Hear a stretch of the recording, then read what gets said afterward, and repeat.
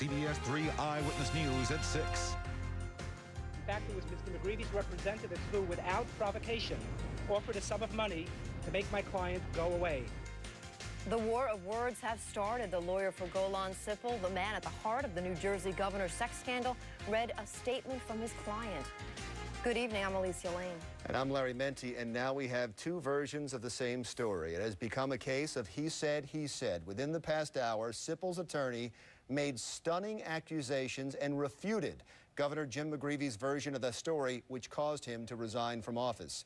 We have live Team 3 coverage with Natasha Brown and Sydney Long. We begin with the breaking developments and Natasha in Trenton. Natasha. Well, good evening to you, Larry. Golan Sipple's attorney just spoke to the media about 30 minutes ago outside of his office in New York. He maintains that his client's claims of sexual harassment against Governor Jim McGreevey and members of his staff are true, yet no sexual harassment lawsuit has been filed by the governor's former Homeland Security advisor. Now, Sipple's attorney saying only time will tell at this point when and if that will happen. Here's what he had to say just a short time ago. While employed by one of the most powerful politicians in the country, New Jersey Governor McGreevey, I was the victim of repeated sexual advances by him. Such conduct and Mr. McGreevey's behavior caused me such emotional distress and turmoil. I often wonder why I did not have the strength to disentangle myself from such an oppressive environment and from such a manipulative person. But I've come to understand that I was a victim. And just as importantly, I was the victim whose oppressor was one of the most powerful politicians who made sure to let me know that my future was in his hands. When I finally dared to reject Governor McGreevey's advances, the retaliatory actions taken by him and members of his administration were nothing short of abuse and intimidation. First, his sexual harassment by the governor, and now as a victim of an attempted smear campaign. Our only goal was to obtain justice. In fact, it was Mr. McGreevey's representatives who, without provocation, offered a sum of money to make my client go away. Well, again, Sipple's attorney emphasizing that his client was allegedly victimized, abused, and intimidated while working with Governor Jim McGreevey 2 years ago. Again, there was a statute of limitations that the attorneys were working under, a 2-year statute of limitations. That's why everyone thought the lawsuit would be filed here at the Mercer County Courthouse today. It is unclear where this case will go from here, and as the attorney said, only time will tell. We're live in Trenton, New Jersey with the very latest. Natasha Brown, CBS 3 Eyewitness News. All right, Natasha, thank you. Well, while the he said continues, the political fallout from yesterday's stunning announcement is just beginning. Today, leaders of the state Republican Party made it clear Governor McGreevey must leave now, saying that it would be very difficult to govern under all of this scandal and pressure. New Jersey reporter Sydney Long has been following the story from the beginning. She is live at the State House in Trenton. Sydney. Well, Alicia, good evening. State GOP leaders say Governor McGreevey's November 15th resignation date is far too late, that it denies the 8.5 million New Jersey voters the right to choose their acting governor. Republicans say there are still many more secrets and scandals to emerge from this administration, and they want McGreevey to leave office now.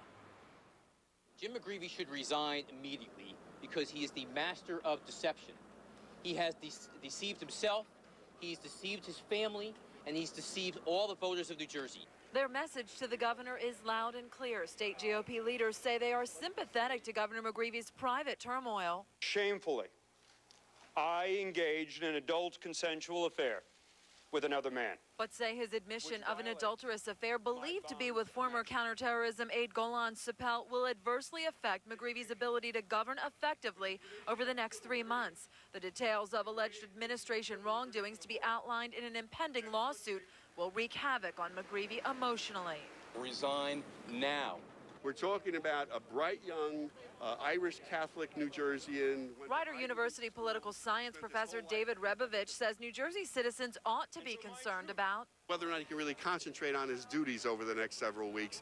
And, you know, here in the Garden State, we have concerns about domestic security. The Prudential building up in Newark was one of the possible targets. Secondly, major budget concerns. This has got nothing to do with whether or not Jim McGreevey's sexual orientation. This has got to do about his conduct in office, about this ongoing pattern of corruption. Senator Carrillos went on to say that Dick Cody would have far too much on his shoulders to act as governor, as well as his duties as Senate president, that it's too big a job just for one person. A McGreevey spokesperson says the Republicans are simply playing politics with a very private issue, and that you cannot hand over office of the governor in a matter of days. Live in Trenton, Sydney Long, CBS 3 Eyewitness News. Sydney, thank you. Well, it may have been a relief to New Jersey Governor Jim McGreevey, according to some of his aides, but how did this shocking announcement feel for his wife, Dina? How does a wife stand by her husband in even the toughest times? Stephanie Abrams has a special report coming up at 6:15. Larry. The other big story today goes by the name Charlie, a powerful hurricane, and right now Florida's Gulf Coast is getting pounded by a stronger than expected storm. The Category 4 hurricane blew ashore around 4 o'clock near Port Charlotte, north of Fort Myers. Charlie's packing winds of up to 145 miles per hour. Storm surges are flooding the coast. Residents who didn't evacuate remain holed up, trying to ride out this storm.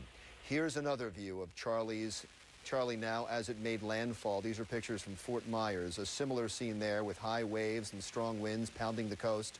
The storm is expected as it moves inland and makes its way up to the north, maybe up towards us.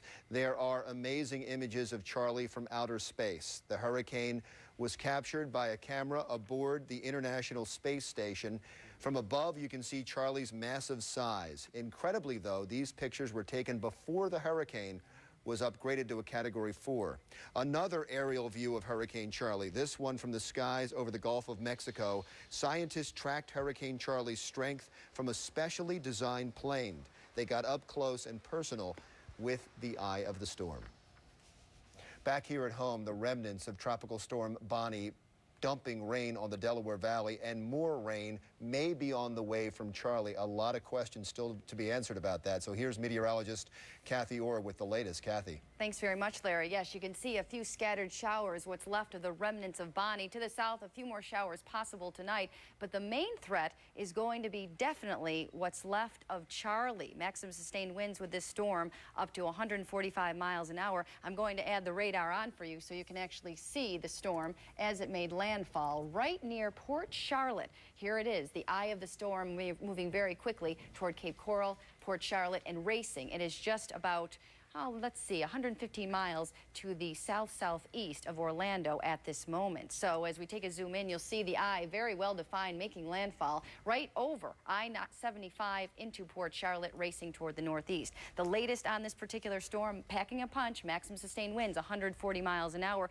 It will continue to race toward the north-northeast, move over the southeastern part of the country overnight tonight, and finally make its way through the mid-Atlantic tomorrow. By tomorrow night, over the Delaware Valley, bringing a soaking rain into Sunday morning, and then out of our hair by Monday. This is exclusive to CBS 3, wind force 3. We can track the rain, now we can track the wind. As the storm made landfall, you can see these arrows rotating around in a counterclockwise flow. Where you see the red, that is the eye wall, the strongest winds, hurricane force at 150 miles an hour. The eye of the storm is the calm, and the storm continues, as I mentioned, toward the northeast. Coming up, we'll take a look at what Charlie means to us rainfall-wise and the latest track. It's updating now. For now, we'll send it back to you, Alicia.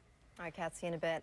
Charges are expected against two men who police say robbed a toy store and made their getaway in a stolen car. Chopper 3 over the Toys R Us at the Willow Grove Shopping Center in Upper Moreland Township. Police say Troy Williams and Bernard Butler of Philadelphia robbed the store this morning. Police say both men were armed and they allegedly tied up 3 employees with duct tape. Both men were captured after crashing a store employee's car into a Philadelphia apartment building. Within the past hour, the White House announced that President Bush is making another visit to Pennsylvania. Next Tuesday, he'll be in Ridley Park, Delaware County. No details have been released just yet.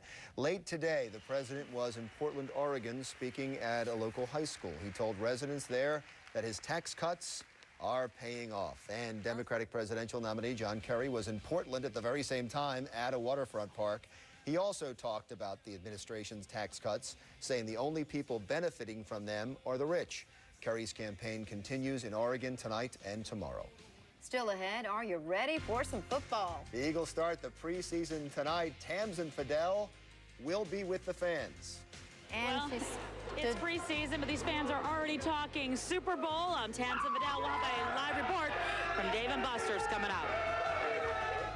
And she stood by New Jersey Governor Jim McGreevey even as he told the world he cheated on her with another man. Find out what the experts say would motivate McGreevey's wife to stay. Bob. Good afternoon, everyone. You got Philly's volume and an earlier accident here on 95 making it a little thick. Plus an update on that Egypt Road crash. That and more when we come right back. Get used to hearing this because you'll be hearing it a lot. CBS 3 is your official Eagles station. Can you believe it? The preseason starts tonight. And the Eagles and the New England Patriots are here at 8, right here on CBS 3. And we're starting off the season, by the way, we want you to come on down with a rally at Dave & Buster's for the Eagles. That's where Tamsin Fidel is, live there with the fans. Tamsin, they got to be singing the Eagles chant. It has been way too long since we've heard those 6 special letters. These guys back here are going to give me a hand. E-A-G-L-E-S, Eagles!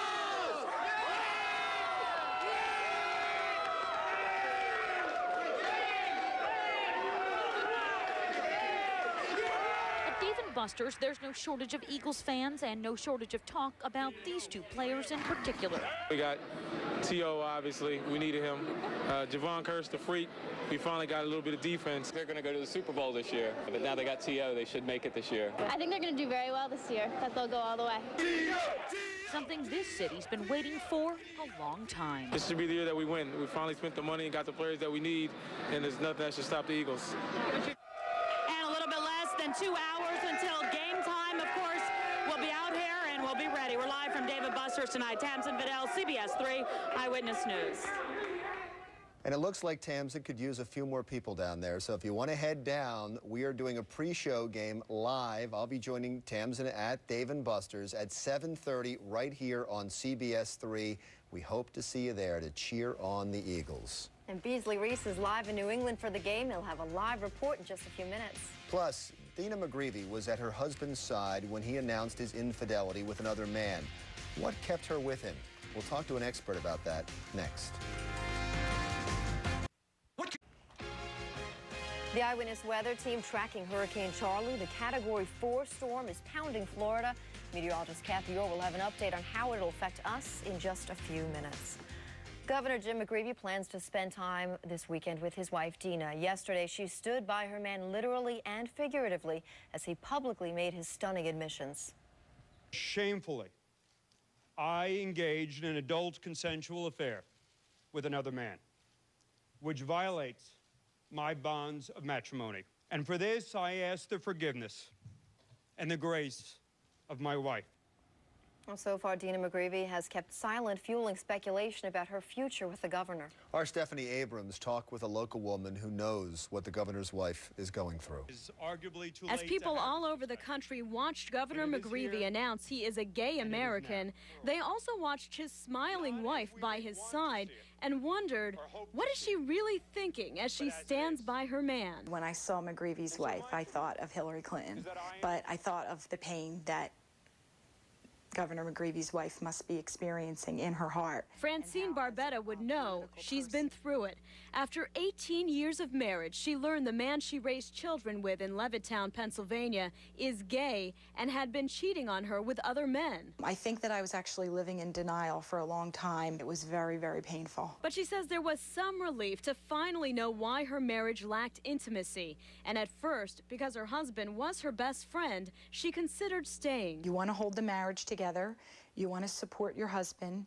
You want to be there because you see the pain and anguish that he's going through. Now a family therapist, Francine's read many books on the subject and learned 15% of straight spouses do stay for those reasons. She's with the 85% that don't. My ex-husband wanted to keep the marriage together, and I just felt that I could not live that lifestyle, so I chose to leave.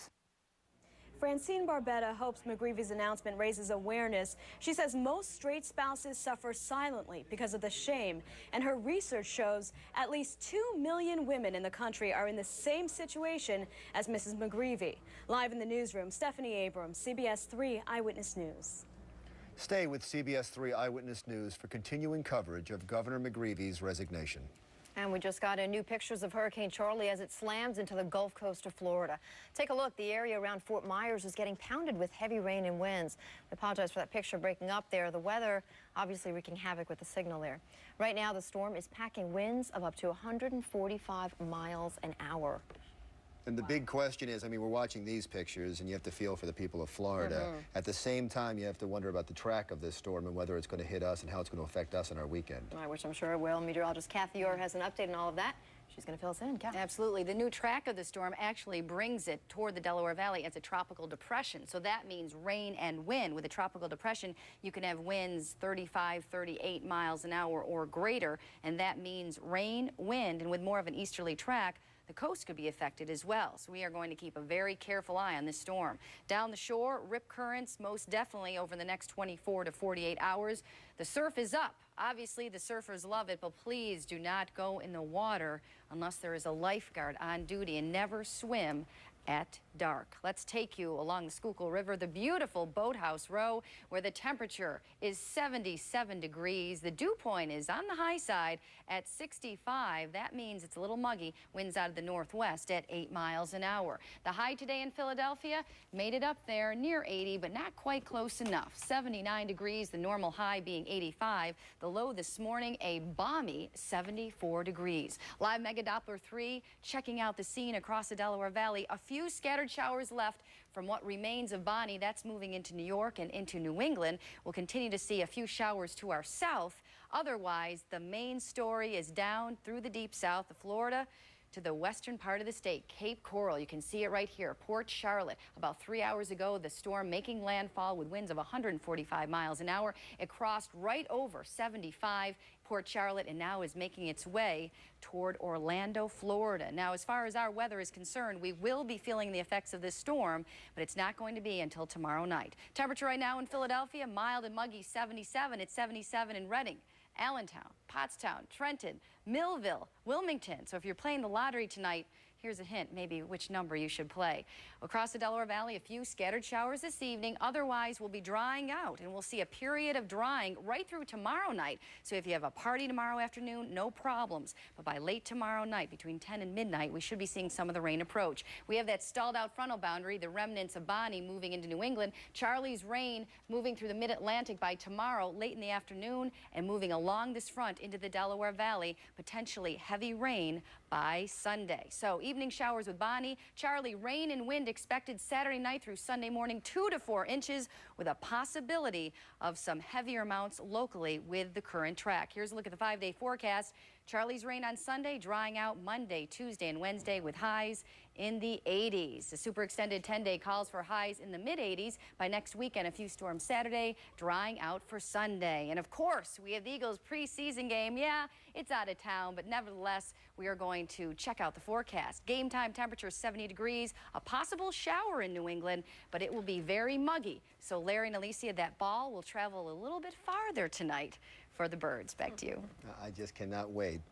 One thing that Kathy said, we've been through this dance before. These hurricanes come up, the remnants of them. Sometimes they sit over us, so it's very important to watch the forecast throughout the weekend to make sure you don't get caught in anything. All right, and Bob Kelly's got a check on the roads for us now. Bobby.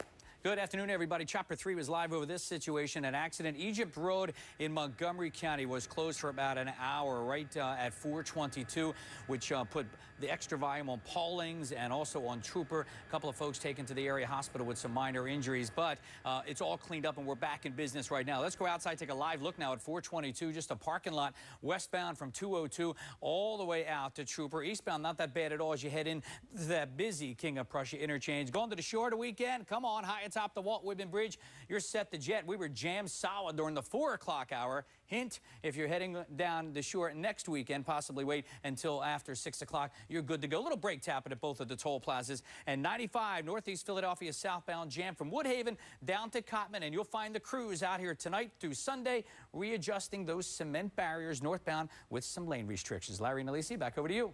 I love Bob speak. You're set to jet. He has his own language. He's like a young Jerry Blaggett. All right, up next, Beasley Reese live in Foxborough, where the Eagles will begin the preseason tonight. Bees.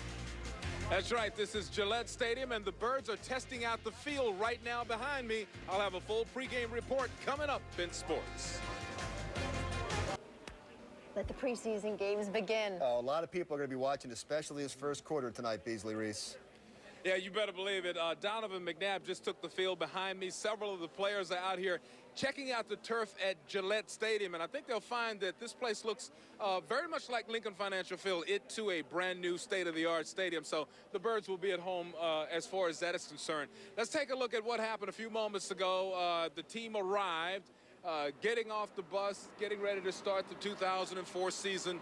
What we know will be a season of promise. All the players very excited about playing this first preseason game, and basically they want to get off to a great start. I hope we look good. I mean, we've been banging each other. We've had a real physical camp, so we're definitely going to be ready for the contact. New England's a very tough team. They hit hard, so I think we'll be ready for it by the way we prepare. It's the preseason. You know, the fellas know what we can, you know, the coaches know what we're capable of doing. You know, it's just in there for us to get our timing right, so when the season comes, that we'll have everything on point. All right, I'm calling it the Fun from Foxborough. It all starts in about an hour, our pregame show, starting at 7:30, leading you right to the kickoff right here on CBS 3. Larry will pop over to Dave and Buster's, and WYSP at 7 o'clock. If you're in your car, you can check out their pregame show. Steve Bucci will be a part of that. 8 p.m., the kickoff, right here, live from Gillette Stadium, and you'll see it on CBS 3. I'm going to go and watch these players warm up. Live from Foxborough, this is Beasley Reese. Back to you. Hey, Beasley, tell me what you're looking for tonight. I'm looking to see how the defensive backs play and the first-round draft choice in that starting lineup. Can they run the ball behind him? You know, people are going to go crazy if Turo gets a pass and runs it in. That'll be a lead story tonight. Expect it to happen. Oh, really? Prediction from the Bees. You heard it there. So the game's on tonight. Then tonight on CBS 3 Eyewitness News at 11, we'll have reaction from fans and your first post-game interviews. Full Eagles coverage tonight at 11 o'clock. Kathy Orr, one last look at weather, important weather forecast. Absolutely. We had Hurricane Charlie, a Category 4 major storm, make landfall about 3 hours ago near Cape Coral, crossing 75 across Port Charlotte, Florida. We know lots of folks that live down there. My in-laws are in Sarasota. It's driving toward the north-northeast. We will feel its effects as early as tomorrow night. So please pay attention to the forecast tonight, 11 and update, and of course tomorrow morning. Bob Kelly brought up a good point. I feel sorry for people who are vacationing down there this week. That's Eyewitness News at 6. I'm Larry Menti. And I'm Alicia Lane. The CBS Evening News with Dan Rather is next with more on Hurricane Charlie. Thanks for watching. Be sure to join us tonight at 11 o'clock. Go Eagles.